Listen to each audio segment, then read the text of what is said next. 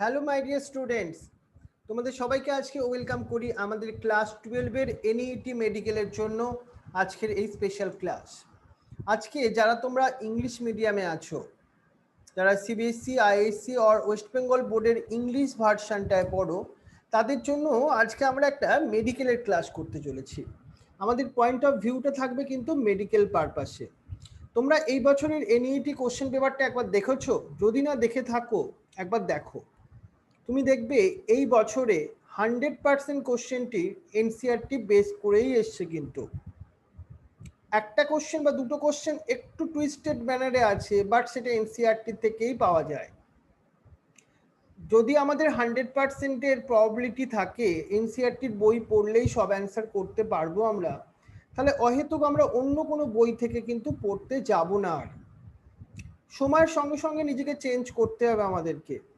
যারা অন্য কোনো বই থেকে পড়বে তারা পরীক্ষার হলে গিয়ে কনফিউশন অনেকটাই তাদের মধ্যে বাড়বে, তারা সঠিক অ্যান্সার দিতে পারবে না। কিন্তু যে স্টুডেন্টটা এনসিআরটির বইটাকে প্রত্যেকটা ওয়ার্ড, প্রত্যেকটা লাইন ভালো করে পড়ে রাখবে এবং বুঝবে, তার সঙ্গে সঙ্গে একটা ছোট নোট তৈরি করবে, তারা বুঝতেই পারছো অনেকটা এগিয়ে থাকবে তোমাদের থেকে, যারা অন্য বই, অনেক মোটা বই বা অনেক অন্য নোটস পড়ে অভ্যস্ত।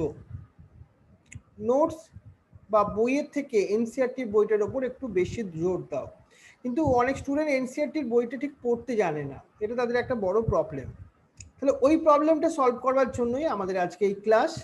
আর আমরা তোমাকে দেখাবো এই যে এনইইটি লেভেলে কেমন ধরনের কোশ্চেন কোথা থেকে আসতে পারে, সেটাও তোমাকে একটু বোঝাবো আজকের ক্লাসের মধ্যে দিয়ে। বুঝে গেছো? তাহলে আমরা একটু প্রসিডিওর আমাদের চেঞ্জ করতেই হচ্ছে সময়ের সঙ্গে সঙ্গে, কারণ আদারওয়াইজ যারা অন্য কোথা থেকে বই পড়লে তোমরা কিন্তু মুশকিলে পড়বে বেশি। এনসিআরটির বই তাহলে একমাত্র এমনই একটা বই যেটা তোমাদের পড়তে হবে। তাহলে চলো আজকে আমরা যে পার্টটা নিয়ে তোমাকে যে ডিসকাশনের মধ্যে আসি, তার সঙ্গে একটা কথা বলতে ভুলে যাচ্ছিলাম। তোমরা একটা নোট খাতা তৈরি করো, সেই নোট কপি, সেখানে তুমি কিছু কিছু পয়েন্ট আমি তোমাকে মেনশন করব, যেগুলো তোমাকে ছোট ছোট করে প্রত্যেকটা টপিকের ওপর একটা লিখে রাখতে হবে তোমার খাতায়, যেগুলো তোমার জন্য ভেরি ইম্পর্টেন্ট এবং যেখান থেকে কোশ্চেন আসতে চলেছে। রাইট? এটা কিন্তু ভেরি ভেরি ইম্পর্টেন্ট। একটা খাতা তৈরি করো ইমিডিয়েট, আজকেই দরকার হলে, বা কোনো ডায়েরি নিয়ে নাও। দেখো, আমরা এবার যে টপিকটা বলি সেটাকে আমরা কোডমিনেন্সের কথা বলছি। আমরা বলছি কোডমিনেন্স। আমরা যখন এই ইউজ করছি এই ওয়ার্ডটা, যেটা কো কথাটার মানে মানে আমরা কি বলছি, বোথ। এখানে আমরা আগের ক্লাসগুলোতে দেখেছিলাম কি, যদি পেরেন্টের মধ্যে কোনো একটা ডমিনেন্ট ক্যারেক্টার থাকে সেটাই এক্সপ্রেস হয়, তাই তো? কিন্তু এখানে আমরা দেখছি বোথ পেরেন্টসের ক্যারেক্টারই এখানে তোমার এক্সপ্রেস হচ্ছে। So till now we were discussing the crossing where the F1 resemble either their two parents.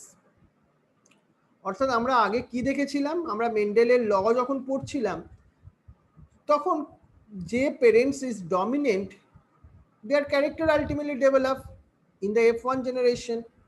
On the other hand, when the character of the parents are not developed in the F1 generation, that time it is called the incomplete dominance. এটাও আমরা দেখেছি। But আমরা এই কোডমিনেন্সে কি দেখবো? দেখো, আমরা কোডমিনেন্সের কি দেখবো, F1 generation resemble the both parents. That means both প্যারেন্টের ক্যারেক্টারিস্টিক ফিচার্স প্রেজেন্ট থাকবে অফস্প্রিং এর মধ্যে। এর জন্য তোমাকে একটা এক্সাম্পল আমরা বলছি, দেখো, good example, that is the RBO ABO blood grouping system of the human beings. এবার এই ABO ব্লাড গ্রুপিং, এটা আমরা সবাই পড়েছিলাম blood body fluids and circulation চ্যাপ্টারে। বাট এখানে আমরা ব্যাপারটা একটু বুঝবো একটু অন্যভাবে। কি সেটা? এই যে ABO ব্লাড গ্রুপিং কন্ট্রোল করার জন্য যে জিনটার কথা আমরা বলছি, সেই জিনটার নাম বলছি আমরা আই জিন। কি বললাম আমরা? আই জিন, ক্যাপিটাল আই। এবার এই যে আই জিনটার কথা বলছি, এখানটা কোশ্চেন আসছে এখান থেকে, এবার এখানটা ফাইন্ড আউট করো ভালো করে। The plasma membrane of the red blood cells has sugar polymers to produce from its surface, and the kind of sugar is controlled by the gene. আমরা আরবিসির ওপরে অ্যান্টিজেনের কথা বলছিলাম, যেটাই ব্লাড গ্রুপিং এর জন্য রেসপন্সিবল।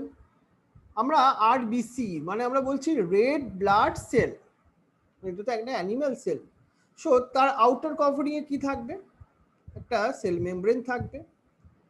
এটাই আমরা বললাম, the plasma membrane of the red blood cells has a sugar polymer, মানে এই মেমব্রেনটার ওপরে কি থাকছে, একটা সুগার পলিমার প্রেজেন্ট থাকছে, মানে এইরকম ধরনের সুগার পলিমার। তাহলে সুগারের পলিমার বুঝতে পারছো, মনোস্যাকারাইডস এর পলিমার আছে ওটা, that produce from its surface and the kind of sugar is controlled by the gene. এবার এই যে তুমি বললাম এই যে সুগার যেটা প্রেজেন্ট থাকছে in the membrane of the RBC, সেটাকে কে কন্ট্রোল করছে? সেটাকে কন্ট্রোল করছে একটা জিন, তার নাম দিয়েছি আমরা আই জিন। আই জিন, আমরা এই যে আই জিনের কথা বললাম তোমাকে, আই জিন। এবার আই জিনটার দেখো 3 অ্যালিলস প্রেজেন্ট আছে। আমরা যেমন একটা টল এর জন্য আমরা 2 অ্যালিলস এর কথা বলেছিলাম, capital T small tea either or present থাকছে। বাট এই আই জিনটার জন্য আমরা 3 অ্যালিলস এর কথা বলছি। দেখো একটা হচ্ছে তোমার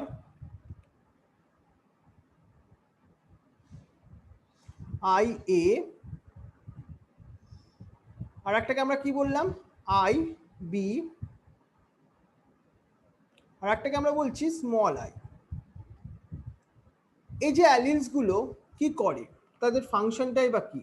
the alleles of the I A and I B produce a single slightly different form of sugar, মানে এ আর বি কি তৈরি করে, সুগারের জন্য রেসপন্সিবল, সুগার প্রডিউস করে।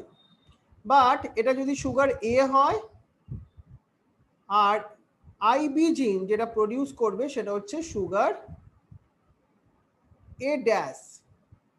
দ্যাট মিনস এই দুটো সুগারের মধ্যে খুব স্লাইটলি ডিফারেন্স আছে। কিন্তু এই স্মল আই জিন যেটা does not produce any sugar, they does not produce any sugar, এটা মাথায় রাখবো আমরা, তাই তো? এটা ক্লিয়ার হলো এই ব্যাপারটা। এবার চলে আসি আমরা, দেখো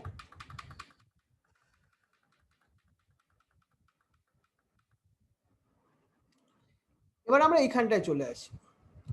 human beings are the diploid organism, তাদের মধ্যে অলওয়েজ কি থাকবে, each persons process any 2 of the 3 I gene, যে কোনো দুটো থাকতেই হবে। তাহলে প্রবাবিলিটি কি কি থাকবে, IA and IB are completely dominant, সেজন্য আমরা ক্যাপিটাল ফর্মে লিখেছি। আর স্মল আইটাকে আমরা কি বলছি, ইট ইজ আ রিসেসিভ। তাহলে আমরা যদি বলি IA and small I are present, তখন তার কার ক্যারেক্টার এক্সপ্রেস হবে, তখন আই এর ক্যারেক্টারটাই এক্সপ্রেস হবে। বিকজ IA প্রডিউস করে একটা সুগার, কিন্তু স্মল আই তো কোনো সুগার প্রডিউস করে না। আর যখন IB আর স্মল আই প্রেজেন্ট থাকবে, তখন কোন ক্যারেক্টারটা এক্সপ্রেস হবে, তখন IB, ক্যাপিটাল IB, এই ক্যারেক্টারটা এক্সপ্রেস হবে। এই সুগারটা প্রেজেন্ট থাকবে কোথায়, এই তোমার আরবিসির সেল মেমব্রেনের সঙ্গে। কিন্তু যদি বোথ IA আর IB প্রেজেন্ট টুগেদার, তখন কি হবে, তখন both express their own type of sugar, মানে এখানে এ এর জন্য একটা সুগার তৈরি হবে, এখানে বি এর জন্য একটা সুগার প্রডিউস হবে। This is because it is the codominance. তাহলে এখানে আমরা কি বুঝলাম, আই এর জন্য যে জিন বা অ্যালিল সেটা রেসপন্সিবিলিটি দেখালো, আই বি তার জন্য যে জিন সেটাও রেসপন্সিবিলিটি দেখালো আর এক্সপ্রেস হলো।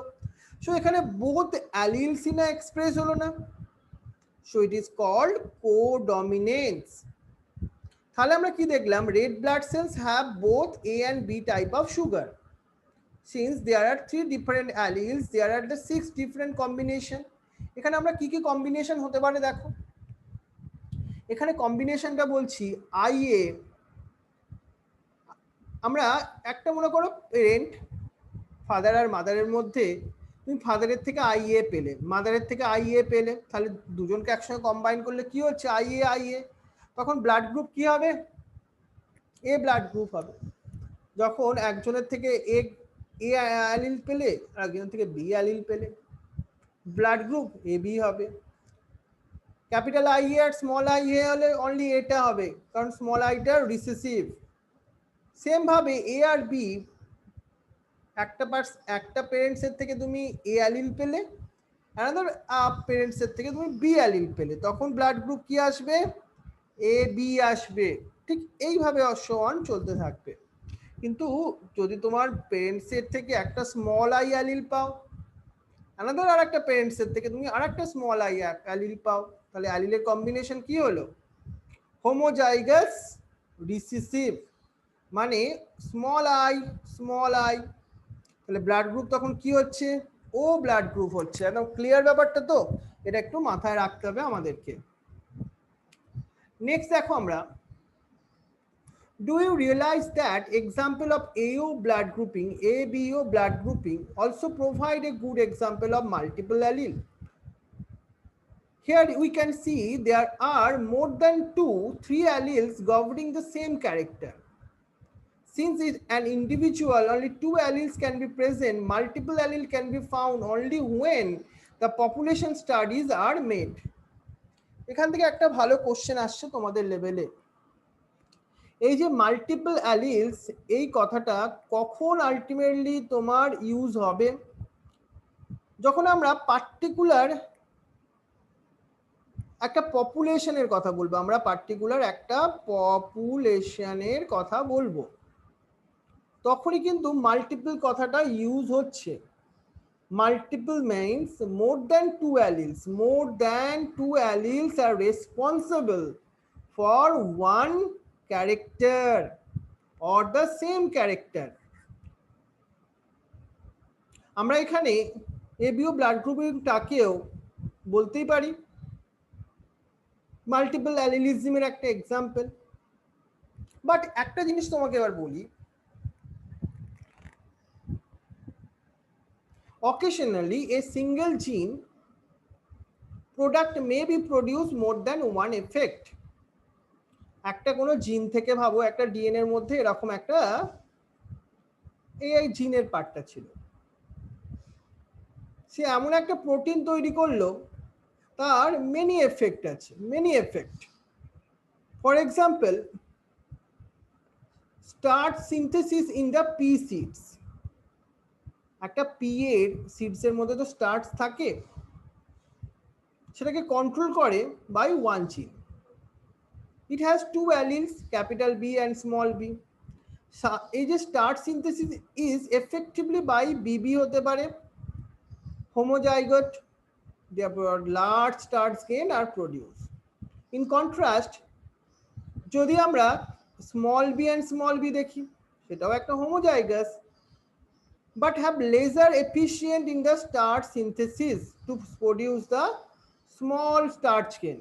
তাহলে আমরা কি দেখলাম, পি প্ল্যান্টের ক্ষেত্রে, একটা পি সিডের ক্ষেত্রে কি দেখলাম, যদি ক্যাপিটাল বি আর ক্যাপিটাল বি থাকে, তাহলে কি তৈরি হবে, লার্জার স্টার্চ গ্রেন প্রেজেন্ট থাকবে, আর স্মল বি হলে থাকবে কি, খুব lesser efficient and smaller starch gain. After maturation of the seed, capital B seeds are round and small b seed are wrinkle. তাহলে বুঝতে পারছো, একটা পি প্ল্যান্টের সিড কেন তার রিঙ্কল হয়, কেন রাউন্ড হয়, তার পেছনে রেসপন্সিবল থাকে জিনের খেলা। আর যদি আমরা হেটেরোজাইগাসের কথা বলি, প্রডিউস করে রাউন্ড সিড, কেন, because B ultimately alleles are present, that is a dominant allele. মানে আমরা তো ক্যাপিটাল বি স্মল বির কথা বলছি এখন, তাই না? এখানে তো এটাই তো heterozygous. But the starch grain produce are intermediate size in capital B and small b's মধ্যে। So if starch grain site is considered as the phenotype, then the form of a single, the alleles show the incomplete dominance। এইটার ক্ষেত্রে হতো। Therefore আমরা কি দেখলাম, dominance is not a autonomous features of a gene or the products that are information for it depend at much on the gene product and the production of particular phenotype from this of product. So it does not on the particular phenotype that we choose to examine. এটা ভালো করে তাহলে আমরা মাথায় ঢুকে নিলাম। তাহলে dominance is not the autonomous features, তাই তো? এটা কার উপর ডিপেন্ড করে? তাহলে depend on much gene product and the production of a particular ফেনোটাইপের জন্য। এতক্ষণ আমরা ইনহেরিটেন্স অফ ওয়ান জিনের কথা বলছিলাম, এবার আমরা ইনহেরিটেন্স অফ টু জিনের কথা বলবো। মেন্ডেল যদি শুধু যে মোনোহাইব্রিড ক্রস করেছিলেন তা তো নয়, উনি ডাইহাইব্রিড ক্রসও করেছিলেন। দেখো, so Mendel also work with the cross of pea plant with the different of two character. কি সেই টু ক্যারেক্টার ছিল? একটা ছিল একটা সিডসের, আমরা নিলাম, সেই মেন্ডেল নিয়েছিল কিন্তু সেই সিডসের দুটো ক্যারেক্টারের কথা বলি। একটা ছিল ইয়েলো ক্যারেক্টার, ইয়েলো কালার, আর একটা হচ্ছে রাউন্ড শেপ। তাহলে তুমি কটা ক্যারেক্টার পেলে? দুটো ক্যারেক্টার পেয়ে গেলে, yellow colour and round shape, and one that had seeds green colour and wrinkle shape. মানে এই দুটো প্ল্যান্টেড সিডসের যাদের মধ্যে আছে তাদের মধ্যে উনি কি করলেন? ক্রস করিয়ে দিলেন। কি করলেন? ক্রস করালেন। Mendel found that the seeds resulting from the crossing of these two parent yellow color and round shape seeds, অর্থাৎ F1 জেনারেশন, বুঝতেই পারছো F1 জেনারেশনে কি পাওয়া গেল? Yellow colour and round shape seeds পাওয়া গেল। এবার আমরা এই ক্রসটাকে যদি একটু ক্রস ফর্মে দেখি কেমন ভাবে হয়, দেখো সেটা তোমরা জানো অবশ্যই এই জিনিসটা। আমরা এটাকে বলছি পি জেনারেশন। ওখানে কোন দুটো পেরেন্টস আছে আমরা নিয়েছি? একটা হচ্ছে রাউন্ড আর একটা হচ্ছে ইয়েলো, আর একটা হচ্ছে রিঙ্কল আর একটা হচ্ছে গ্রিন। এবার ক্যাপিটাল আর আর এর জন্য রাউন্ড হয়, ক্যাপিটাল ওয়াই ও ওয়াই এর জন্য ইয়েলো হয়। রিঙ্কল কেন হয়? স্মল আর এর জন্য অ্যান্ড স্মল ওয়াই এর জন্য। এবার এখান থেকে আমরা একটা আর পেলাম, এখান থেকে একটা ওয়াই পেলাম, এখান থেকে একটা স্মল আর পেলাম, এখান থেকে একটা স্মল ওয়াই পেলাম। এবার দুটোকে আমরা ক্রস করিয়ে দিলাম, কি পেলাম তাহলে?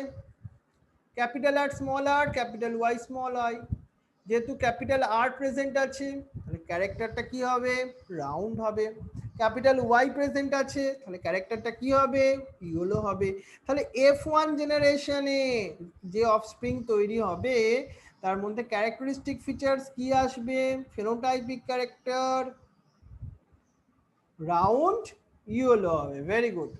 আর জেনোটাইপিক ক্যারেক্টার কি হবে? Capital R small r capital Y small y হবে, তাই তো? এবার দেখো আমরা সেলফিং করলাম। সেলফিং মানে এই capital R capital Y small y তার সঙ্গে ক্রস করালাম সেম একটা ধরনের প্ল্যান্টের সঙ্গে। এর সঙ্গে আমরা যে গ্যামেটস গুলো পেলাম, দেখো এখানে capital R capital Y, small y, capital R capital Y and small y, same এইখানেও পেলাম এই জিনিসটা। এইটা আমরা মেলেদের জন্য ডিনোট করলাম, এটা ফিমেল প্ল্যান্টার জন্য ডিনোট করলাম। Capital R capital Y, small y, sorry capital Y, capital R small y and small y. এবার দুটোকে শুধু ক্রস করালাম, মানে কেমন ভাবে ক্রসটা করাচ্ছি আমরা? ভাবো এইটার সঙ্গে যখন এইটা ক্রস করাচ্ছি তাহলে এইটা তৈরি হচ্ছে, যখন আমরা এইটার সঙ্গে আবার এইটাকে ক্রস করাচ্ছি তখন এইটা তৈরি হচ্ছে। এইভাবে আমরা ক্রস করিয়ে আমরা কোন জেনারেশন পাচ্ছি? আমরা পাচ্ছি F2 জেনারেশন। এবার তাহলে ফেনোটাইপিক রেশিওটা কি হবে বলো তো? তুমি টোটাল এই 16টা বক্সের মধ্যে দেখবে রাউন্ড ইয়েলো হবে 9, রাউন্ড গ্রিন হবে 3, রিঙ্কল ইয়েলো হবে 3 অ্যান্ড রিঙ্কল গ্রিন হবে 1। তাহলে রেশিওটা আমরা কি দেখলাম? 9:3:3:1। এটাই তো আমাদের phenotypic ratio of the dihybrid cross. এটা মাথায় রাখবে তুমি ভালো করে।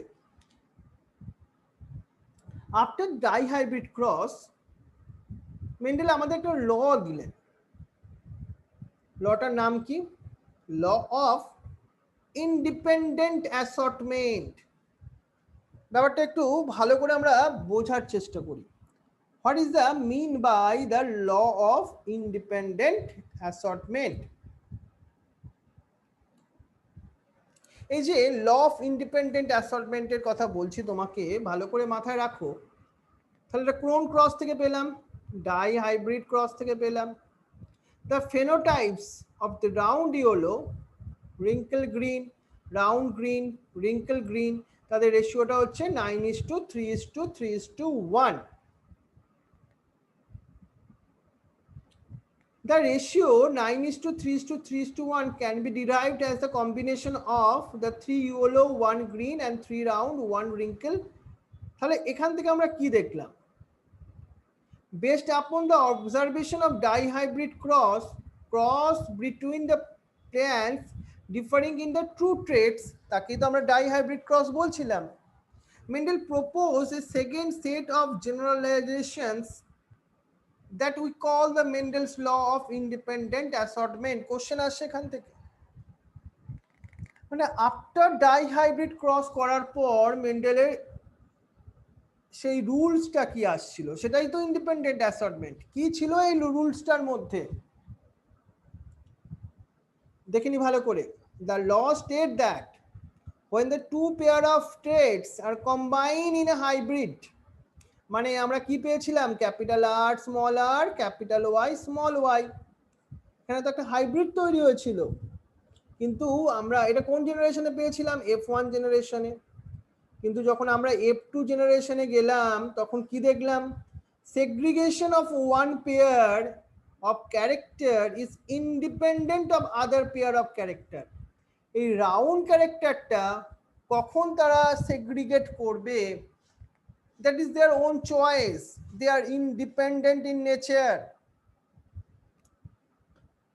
এর জন্য আমরা যদি পিউনেট স্কোয়ারটাকে তুমি ভালো করে দেখো, অবজার্ভ করো, you can understand that independent segregations of the two pair of genes during the meiosis and the production of egg cell of the pollen of capital R small r and capital Y and small y plant, they have the 50-50 chance। So আমরা যখন এইখান থেকে cross করালাম capital R small r, capital Y small Y, এর সঙ্গে তো সেলফিং করলাম না, তাহলে একই তো প্ল্যান্ট হবে, capital R small r, capital Y small Y. তখন আমরা কি দেখলাম? এদের যে 4 টাইপ অফ আমরা একটা কম্বিনেশন দেখলাম। কি কি সেইগুলো? সেইগুলো কি ছিল? Capital R, capital Y, capital R small y, আর একটা স্মল আর ক্যাপিটাল ওয়াই, আর একটা হচ্ছে স্মল আর স্মল ওয়াই। এই কম্বিনেশনটাই আমরা তো পেলাম। সো দ্য 4 টাইপস, এটা কি বলছে দেখে নি আমরা।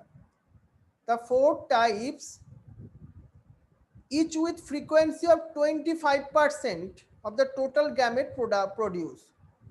তাহলে সবার ফ্রিকোয়েন্সিটা কি হলো? 25%। সেটাই তোমার F2 জেনারেশনের মধ্যে ট্রান্সফার হলো। তুমি এখান থেকে জেনোটাইপটাও ফাইন্ড আউট করতে পারো, সেটা অনেকটা হয়তো বড় হবে, কিন্তু জেনোটাইপটাও তুমি একটু বার করে দেখাও, দেখবে 1:2:2 1:2:2 এরকম একটা ফরম্যাটে আসবে। দেখি তোমাদের মনে আছে কিনা, কারোর মনে আছে? এবার চলে আসি আমরা ক্রোমোজোমাল থিওরি অফ ইনহেরিটেন্স। এই টপিকটা কিন্তু ভেরি ইম্পর্টেন্ট একটা টপিক। ক্রোমোজোম বলছি আমরা। আমরা এতক্ষণ কি পড়েছিলাম? পেরেন্টসের থেকে অফস্প্রিং এর মধ্যে কি ট্রান্সফার হয়? অ্যালিল ট্রান্সফার হয়, ফ্যাক্টর ট্রান্সফার হয়, এটাই তো ইনহেরিটেড হয় পেরেন্টস টু অফস্প্রিং এর মধ্যে। কিন্তু এবার তোমাকে একটা অন্য কথা শোনাচ্ছি, শোনো কথাটা কি। Mendel published his work of inheritance in characters in 1865, but a several reason it remained unrecognized in 90s. এতদিন আলটিমেটলি তোমার এটা আনরেকগনাইজড কন্ডিশনেই ছিল মেন্ডেলের টোটাল ওয়ার্কটা। এবার কোশ্চেন হচ্ছে কেন এই আনরেকগনাইজড কন্ডিশনে ছিল? তুমি ভালোভাবেই জানো এখনকার মতো ইন্টারনেট কানেকশন কিন্তু ছিল না, so communication was not so easy. এখন আমরা কিছু হলেই সেটাকে খুব কুইক পাবলিশ করতে পারি অনেক মানুষের মধ্যে, ফেসবুকে লাইভ করে দেওয়া হলো, ইউটিউব লাইভ হলো, অনেক মানুষের মধ্যে পৌঁছে গেল। But this days his work could not be widely published. এটা হচ্ছে প্রথম রিজন। তোমার একটা স্টেটমেন্ট বেসিস ভালো এমসিকিউ আসছে কিন্তু এখান থেকে, clear? Why Mendel work is unrecognised, এটাই কিন্তু এমসিকিউ এর কোশ্চেন। সেকেন্ড অপশন কি দেওয়া হবে? His concept of genes or factors as stable and discrete unit that controlled the expression of trait of the pair of allele which do not belong to each other was not accepted by that time. সেই সময় এই যে জিনের মধ্যে যেটা combination হয়ে যায়, জিন একটা জিনিসের সঙ্গে আর একটা জিনিস অ্যাটাচমেন্ট হতে পারে, এই ব্যাপারটা সেই সময় অ্যাকসেপ্টেন্স ছিল না, এটা নতুন কনসেপ্ট ছিল। তাহলে 3 নাম্বার পয়েন্টে দেখে নিই আমরা। 3 নাম্বার এমসিকিউতে কি আসতে পারে তোমার অপশনে? Mendel approach to using the mathematics to explain the biological phenomenon was totally new and unacceptable of the many biologists at the time. একই তুমি ভালো করে জানো বায়োলজির সঙ্গে ম্যাথামেটিক্সের যেন একটা বড় শত্রুতা আছে। ম্যাথামেটিক্স টিচারদের সঙ্গে বায়োলজি টিচারদের একটা যেন সবসময় সংঘর্ষ লেগেই থাকে। সেই সময় ব্যাপারটা আরো অনেক বড় ছিল। বায়োলজিস্টরা ভাবে বললো এ ম্যাথামেটিক্স ওসব ব্যাপার অন্য, ওসব ইমাজিনারি ওইসব সাবজেক্ট আমরা বায়োলজির মধ্যে ইন্ট্রোডিউস করব না। বায়োলজি থাকবে, লিভিং থিংসকে নিয়ে আমরা কথা বলবো, ওই নন লিভিং ওসব জিনিসগুলোকে নিয়ে ক্যালকুলেশন ওসব নিয়ে হবে না কাজ। কিন্তু মেন্ডেলের ওয়ার্ক তো ছিল স্ট্যাটিস্টিক্সের ওপর দাঁড়িয়ে, সো এই জিনিসটা তখন কিন্তু অ্যাকসেপ্টেন্স এই কারণের জন্য ফেলো না। আর একটা জিনিস ছিল, finally Mendel work suggested that factors, যার নতুন নাম দিয়েছি আমরা gene, were the discrete units. He could not provide any physical proof of the existence of factor, say that what were ultimately made up of. কারণ তখন আমরা তো জিন সম্বন্ধে বা ফ্যাক্টর সম্বন্ধে বেশি কিছু জানতাম না না মেন্ডেলের সময়। তখন মেন্ডেল কিন্তু এটা ফিজিক্যালি জিন সম্বন্ধে কোনো প্রুফও দেখাতে পারলেন না। সেজন্য এই ডিফারেন্ট রিজনগুলোর জন্যই কিন্তু আনরেকগনাইজড কন্ডিশনে ছিল মেন্ডেলের ওয়ার্ক। এবার সময় এগোচ্ছে, তার সঙ্গে সঙ্গে এই 90s এর সময়টা আমরা 3 জন সায়েন্টিস্টের কথা বলছি। একটা হচ্ছে Hugo de Vries, Correns and von ট্রান্সমার্ক। ইন্ডিপেন্ডেন্টলি, একসঙ্গে নয় কিন্তু, independently rediscovered the Mendel work and result on the inheritance of the character. মানে 3 জন সায়েন্টিস্টরা ডিফারেন্টলি, তারা পৃথক পৃথক ভাবে they ultimately discovered the Mendel work. কেন ওনাদের সময় এমন কি হলো যার জন্য ওনারা এত ইজিলি তার কনসেপ্টটাকে এস্টাবলিশ করতে পারলেন? Because by this time, due to the advancement of microscopy, scientists are able to carefully observe the cell division. এছাড়াও দ্যাট টাইম ডিসকভার হয়েছিল the structure of the nucleus that appeared to double and divide just before the cell division. Cell ডিভিশনের সময় নিউক্লিয়াসটা double হয় ক্যারিওকাইনেসিসের through দিয়ে, সেটাও মাইক্রোস্কোপের তলায় observe করা যাচ্ছিল। This were called the chromosome. আমরা নিউক্লিয়াসের মধ্যে কালার করলে এরকম একটা স্টেনিং করা বডিজ দেখতে পাবো, দ্যাট ইজ দ্য ক্রোমোজোম। এবার আর 2 বছর পর, that means 1902, chromosome movement during the meiosis had been worked out. যে ক্রোমোজোমগুলো মিওসিসের সময় কি হয়, হোমোলোগাস ক্রোমোজোমগুলো পেয়ারিং হয়, হয়তো হোমোলোগাস ক্রোমোজোমগুলো এইভাবে তারা পেয়ারিং হয়, তারপর কি হয়, ক্রসিং ওভার হয়। ক্রসিং ওভার মনে পড়ছে, আমরা ছোটবেলায় এরকম ভাবে পড়েছিলাম,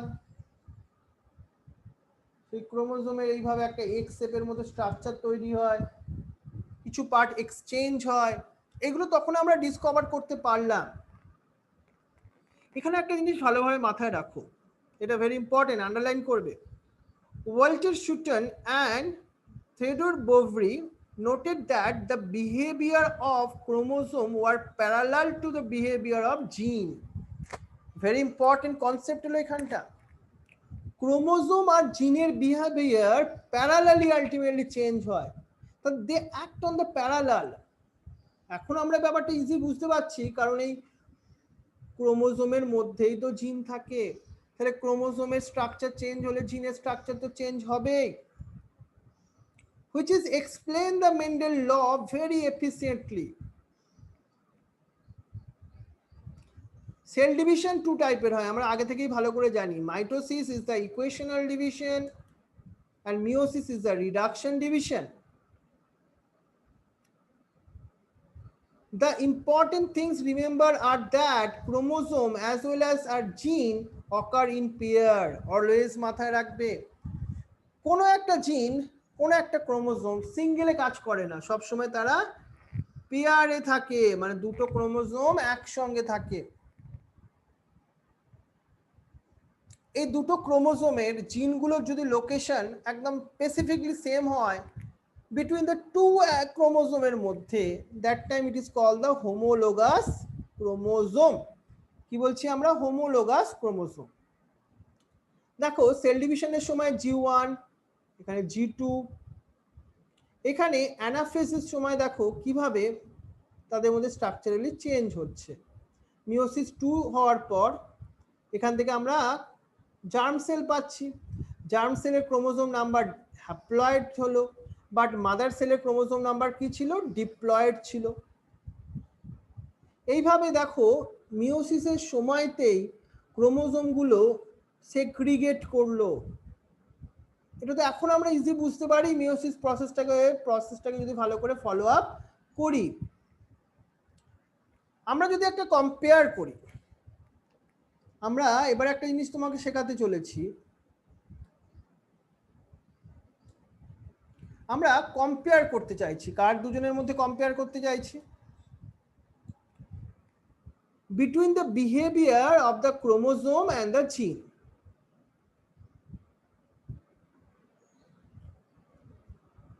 তাহলে আমরা কি দেখি, ক্রোমোজোম হোক আর জিন হোক, তারাই আলটিমেটলি কি করে, পেয়ার ফর্মে থাকে। এটা সেগ্রিগেট করে at the time of gamete formation. Independent pair segregates independently each other. তাহলে এখান থেকে আমরা কি প্রুভ করতে পারছি, ক্রোমোজোম আর জিন তারা যেন এক জায়গাতেই প্রেজেন্ট থাকে। During the anaphase of meiosis 1 আমরা কি জানি, two chromosome pair can align at the metaphasic plate independently each other. তারা মাঝামাঝি চলে আসে না অ্যানাফেজ 1 এর সময়, তারপর তারা কি হয়ে যায়, সেগ্রিগেট করে যায়। তাহলে আমরা এই প্রবাবিলিটি দেখছিলাম, দেখো অ্যানাফেজের সময় ইন্ডিপেন্ডেন্ট অ্যাসর্টমেন্টটা কেমন ভাবে হচ্ছে। অর্থাৎ মেন্ডেল যে ইন্ডিপেন্ডেন্ট অ্যাসর্টমেন্টের কথা বলেছিল, সেটা আমরা এই মিওসিসের কনসেপ্টটাকে বেস করে কিন্তু প্রুভ করতে পারছি অনেকটা। কারণ মিওসিসের সময় দেখো এই ক্রোমোজোমগুলো independently assort out or separated হয়ে যাচ্ছিল। এবার একটা জিনিস তোমাকে ভালো করে বোঝাবার চেষ্টা করি। এই শুটেন অ্যান্ড বোভরি দুজন সায়েন্টিস্টের নামই very important, argue that a pairing of separation of a pair of chromosome would lead to the segregation of pairing of factor they are carried. তাহলে এই কনসেপ্টটা ওনাদেরই দেওয়া, কিন্তু Sutton united the knowledge of chromosomal segregation with the Mendelian principle, মানে দুটো জিনিসকে উনি কি করলেন, কম্বাইন করে দিলেন। কোন কোন দুটো জিনিস? Chromosomal segregation with Mendelian principal দিয়ে তৈরি হলো ক্রোমোজোমাল থিওরি অফ ইনহেরিটেন্স, নতুন কনসেপ্ট তৈরি হলো। Following the synthesis of this idea, experimental verification of the chromosomal theory of inheritance, মানে শুটন এন্ড বোভরি কি দিল, একটা হাইপোথিসিস, একটা কনসেপ্ট, একটা থিওরি দিল। কিন্তু সায়েন্সে আমাদের কি করতে হবে, প্রুভ করতে হবে। কিভাবে প্রুভ করব? তার জন্য যে সায়েন্টিস্টটা সব থেকে আগে এগিয়ে এলো তার নামটা মাথায় রাখো, তার নাম দিলাম আমরা Thomas hunt Morgan and his colleagues lead to discovering the basis of the variation that sexual reproduction are produced. Sexual রিপ্রোডাকশনের জন্য যে অফস্প্রিং গুলো তৈরি হয় তাদের মধ্যে তুমি কি দেখবে, ভ্যারিয়েশন দেখবে। কিন্তু ভ্যারিয়েশন গুলো কেন হয় তার বেসিসটা প্র্যাকটিক্যালি ডিসকভার করার চেষ্টা করেছিলেন এই Thomas hunt Morgan. Thomas hunt Morgan, মাথায় রাখো, উনি ফ্রুট ফ্লাইয়ের ওপর এক্সপেরিমেন্ট করেছিলেন। ফ্রুট ফ্লাইয়ের সায়েন্টিফিক নেম কি? ড্রোসোফিলা মেলানোগ্যাস্টার, মাথায় রাখবো। কিন্তু এবার একটা কোশ্চেন অ্যারাইজ হচ্ছে, কি সেটা? এত কিছু থাকতে উনি কেন ড্রোসোফিলা মেলানোগ্যাস্টারকেই সিলেক্ট করেছিলেন for his study? Why? Number one, they could be grown on the simple synthetic medium in the laboratory. Easily they can grow, মানে ড্রোসোফিলা ইজিলি গ্রো করতে পারে, এটা এক নম্বর পয়েন্ট তোমার এমসিকিউ এর জন্য ভেরি ভেরি ভেরি ইম্পর্টেন্ট। মানে এখানটা তুমি একদম ভালো করে আন্ডারলাইন করে রাখো এবং স্টার দিয়ে রাখো। তাহলে ইজিলি তারা গ্রো করতে পারে ইন দ্য সিম্পল সিনথেটিক মিডিয়ামে। পরের পয়েন্ট তোমার এমসিকিউ এর সেকেন্ড অপশন দেবে ওরা, they complete their life cycle about the 2 weeks. Third position, third অপশনে কি দেওয়া যেতে পারে?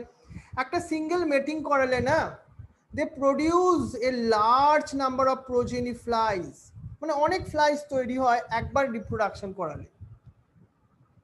আর একটা পয়েন্ট আছে, there was clear differentiation of the sexes male and female. দেখো আমরা এ পিকচারটা মেল দেখছি, বি পিকচারটা ফিমেল দেখছি, তুমি ইজিলি ডিস্টিংগুইশ করতে পারবে কোনটা মেল কোনটা ফিমেল। আর একটাও আছে, many type of hereditary variation that we can see with the low power microscope. কারোর যদি তোমার উইংসটা কি ছোট, রেড আই কি, এগুলো তুমি ইজিলি সিম্পল মাইক্রোস্কোপে অবজার্ভ করতে পারবে মেল অ্যান্ড ফিমেলের মধ্যে। So that is the different reason for selection of the Drosophila melanogaster for his work of the Morgan. এটা কিন্তু খুব ভালো কোশ্চেন, মাথায় রাখবে কিন্তু এটা। এবার আমরা দেখে নিই একটা নতুন কনসেপ্ট, সেটাকে আমরা পরের দিন ডিসকাস করব, দ্যাট ইজ দ্য লিঙ্কেজ। কি হয় লিঙ্কেজের মধ্যে? টু টাইপ অফ লিঙ্কেজের কথা আমরা বলবো, কমপ্লিট আর ইনকমপ্লিট লিঙ্কেজের কথা। এইভাবে এনসিইআরটির বই তোমাকে পড়তে হবে, তাহলে তোমার কোনো কোশ্চেনই এনইটি লেভেলে এর বাইরে হওয়া সম্ভব নয়। শুধুমাত্র কিন্তু এত জিনিস তো তোমার মনে রাখা সম্ভব নয়, এর জন্য কিন্তু একটা তোমাকে নোটবুক তৈরি করার কথা আমি আগেই বলেছি। ক্লিয়ার? তাহলে এইভাবে কাজটা করতে থাকো, তুমি বুঝতেই পারছো এইভাবে পড়লে কোনো কোশ্চেনই তোমার এনইটির জন্য তোমার অজানা থাকবে না। শুধুমাত্র মেডিকেলের জন্য পড়তে গেলে একটু খুঁটিয়ে পড়তে হবে, একটু বুঝে পড়তে হবে, একটু টু দ্য পয়েন্ট পড়তে হবে, এটাই ডিফারেন্স। তাহলে আজকের আমরা ক্লাসে একটা মোস্ট ইম্পর্টেন্ট পার্ট পড়ে ফেললাম, একটু মন দিয়ে পড়ো। আর পরের দিন আমরা এই লিঙ্কেজের আগে অবধি, প্রথম থেকে লিঙ্কেজের আগে অবধি কিন্তু ওপর আমরা মক টেস্ট নেবো।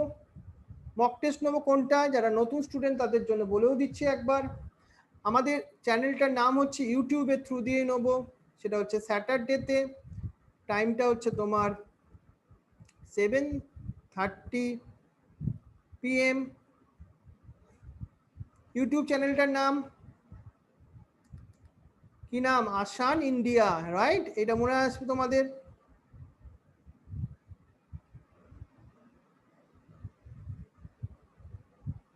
আসান ইন্ডিয়া,